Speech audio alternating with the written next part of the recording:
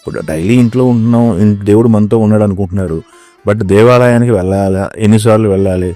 దేవతా విగ్రహాన్ని తీసుకొచ్చి ఒక అట్టహాసంగా పెట్టేస్తే దేవాలయంగా మనం భావన చేయొచ్చు, దేవుడు చేయాలిగా. శివలింగానికి రోజు అభిషేకాలు చేసుకుంటున్నారు, కానీ వీళ్ళు 4 రోజులు 5 రోజులు ఎక్కడికైనా వెళ్తున్నారు. అప్పుడు ఏం చేయాలి? గోడల మీద వెనకాల ఉన్నటువంటి అన్ని చోట్ల అందరి దేవతలకి, దేవతా బొమ్మలన్నిటికీ నైవేద్యం పెట్టరు. ప్రేక్షకులు నమస్తే. ఈరోజు మనం ఒక విశిష్ట అతిథితో అనటం కంటే కూడా ఒక మాతాజీతో ఉన్నాం. మాతాజీ శ్రీ శ్రీ రమ్యానంద భారతి స్వామిని గారు, మాతతో మాట్లాడదాం. అమ్మ నమస్తే అండి.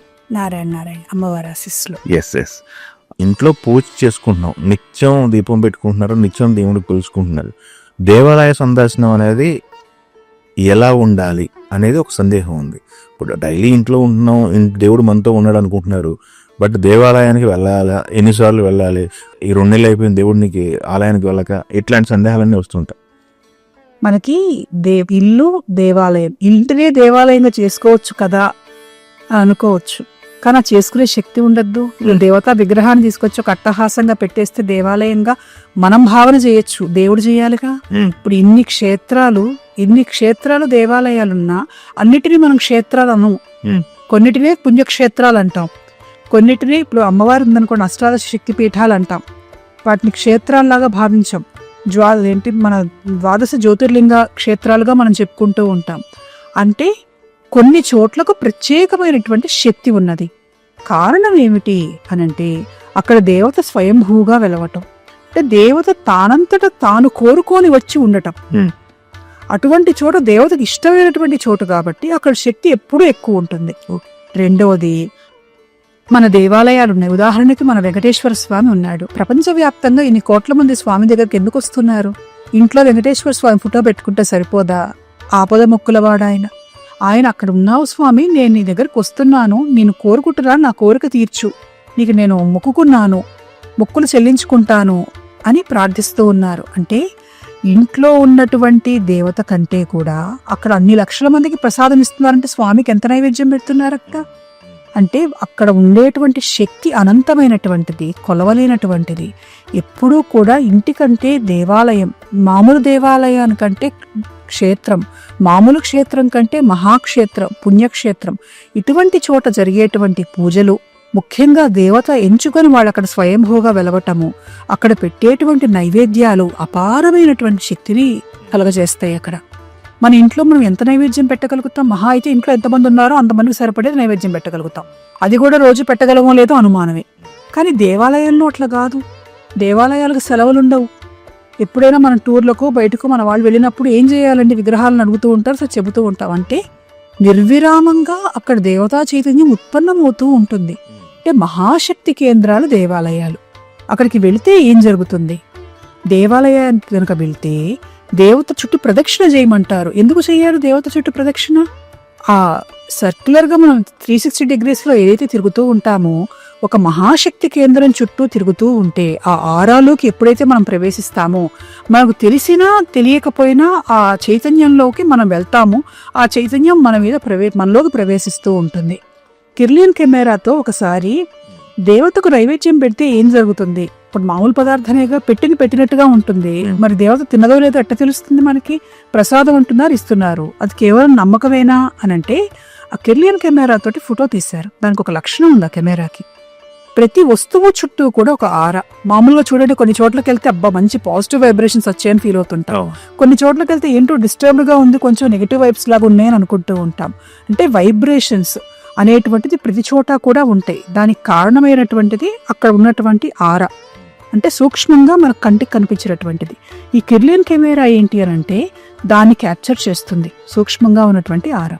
ఒకసారి దేవాలయంలో ఒక చోట నైవేద్యం పెట్టినప్పుడు ముందు ఫోటో తీశారు, పెడుతున్నప్పుడు ఫోటో తీస్తే పెట్టిన తర్వాత ఫోటో తీస్తే, పెట్టకముందు తీస్తే మామూలుగా ఉన్నది, పెడుతున్నప్పుడు తీస్తే ఒక కొద్దిపాటి కాంతి కిరణాలు వస్తూ ఉన్నాయి. పూర్తి నైవేద్యం సమర్పణ అయ్యాక తీస్తే దాని చుట్టూ ఒక కాంతి వలయం కనిపిస్తూ ఉన్నది. అంటే దేవత తీసుకుంటున్నారు ఆ నివేదన అనేటువంటిది సైంటిఫికల్గా ప్రూవ్ చేసింది. అంత అపారమైనటువంటి నైవేద్యం పెడుతూ ఉన్నటువంటి దేవాలయాలలో ఎంత మహాశక్తి ఉంటుంది. అటువంటి దేవాలయాలకు గనక వెళ్తే అక్కడ మన శరీరంలోకి ప్రవేశించేటువంటి దేవతా చైతన్యం వల్ల మనకు తెలియకుండానే ఎన్నో ఎన్నో అద్భుతమైనటువంటి మార్పులు మనకు వస్తాయి. మామూలుగా గుడికి ఎందుకు వెళ్తారంటే కోరికలు తీర్చుకోవటానికి, కష్టాలు తొలగించుకోవటానికి. తప్పేం లేదు, వెళ్ళొచ్చు. కానీ ఇంట్లో దేవతా పూజ చేయటంతో పాటుగా దేవాలయానికి గనక వెళ్తే అక్కడ ఎనర్జైజ్ అయ్యి మనం మన ఇంటికి వస్తాం. ఓకే, సూపర్ అండి. రీఛార్జ్ అయ్యి ఇంటికి వస్తాం. కరెక్ట్. ఓకే, అంటే ఇందాక మేము మాట్లాడుతున్నప్పుడు ఇంట్లో విగ్రహాలు ఉన్నప్పుడు, ఒకవేళ ఎగ్జాంపుల్ తీసుకుందామండి, శివలింగం ఉంది. శివలింగం ఎంత పెట్టుకోవాలి ఏంటి అనేది అదొక డిబేట్.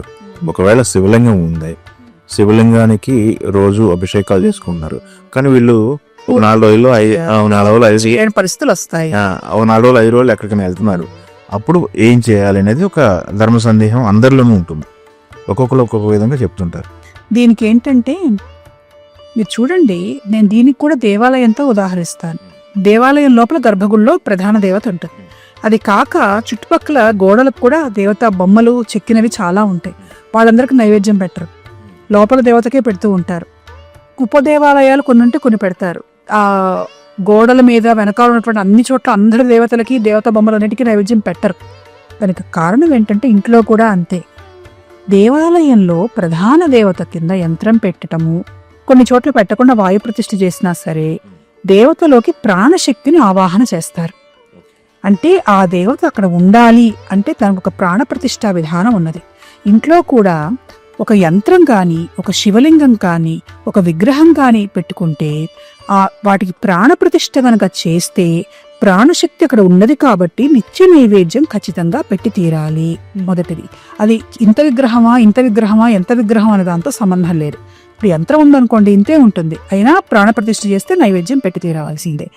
2, ప్రాణప్రతిష్ఠ చేయలేదు కానీ రోజు నైవేద్యం పెట్టే ఆచారం అలవాటు ఉందనుకోండి, మనకు తెలిసి పెట్టినా తెలియక పెట్టినా అక్కడ ఒక శక్తికి మనం ఒక పాజిటివ్ ఎనర్జీ, ఒక డివైన్ ఎనర్జీ ఉందనుకొని మనం నైవేద్యం పెడుతున్నాం. దానివల్ల పెరుగుతుంది. మనకు చూడండి, రాతి బొమ్మ అనుకుంటే బొమ్మే, అమ్మ అనుకుంటే అమ్మవారు. మన భావన వల్ల అక్కడ పెరుగుతుంది. అటువంటి అలవాటు గనక ఉంటే దాన్ని వీలైనంత వరకు నైవేద్యం పెట్టవలసిందే. పెట్టలేని పరిస్థితులు గనక వస్తే చాలా మంది ఏం చేస్తారంటే బియ్యంలో పెట్టేస్తారు. బియ్యంలో ధాన్యాది వాసం అంటారు. అన్నంలో బియ్యంలో జీవశక్తి ఉంటుంది. ఒక డబ్బాలో బియ్యం పోసి ఈ విగ్రహాలు మునిగేటట్లుగా బియ్యం పోసి ఉంచుతారు. మళ్ళీ మనకు వీలైనప్పుడు పూజ చేసుకోవటం అనేటువంటిది ఉంటుంది. 3వది, పెద్ద విగ్రహాలు పెట్టుకోవచ్చా? పెట్టుకుంటే ఏమవుతుంది? నైవేద్యం పెట్టి తీరాలా? మళ్ళీ ఇదే సూత్రం. ప్రాణప్రతిష్ఠ చేసినటువంటి విగ్రహాలు కానీ, లేదా మనకి నైవేద్యం పెట్టడం అలవాటుగా కనుక చేసినటువంటి విగ్రహాలకు కానీ ఖచ్చితంగా నైవేద్యం పెట్టడమే తప్ప, అలంకారాన్ని కొంతమంది పెట్టుకుంటూ ఉంటారు. పెద్ద పెద్ద గణపతి పెట్టుకుంటారు, రాధాకృష్ణులు పెట్టుకుంటారు, వాళ్ళందరినీ షో కేసెస్లో పెట్టుకుంటారు. వాళ్ళకేం పూజలు నైవేద్యాలు ఉండవు. దేవత మనతో ఉన్నదని సంతృప్తి. కాబట్టి ఎంత విగ్రహం పెట్టుకుంటాం అనేది మన ఇష్టం. కానీ చేసేటువంటి విధానంలో నైవేద్యం అలవాటు చేస్తే నైవేద్యం చేయాల్సిందే, చేయనంత వరకు పర్వాలేదు. ప్రాణప్రతిష్ఠ కనుక చేస్తే ఖచ్చితంగా పెట్టి తీరవలసిందే. ఓకే.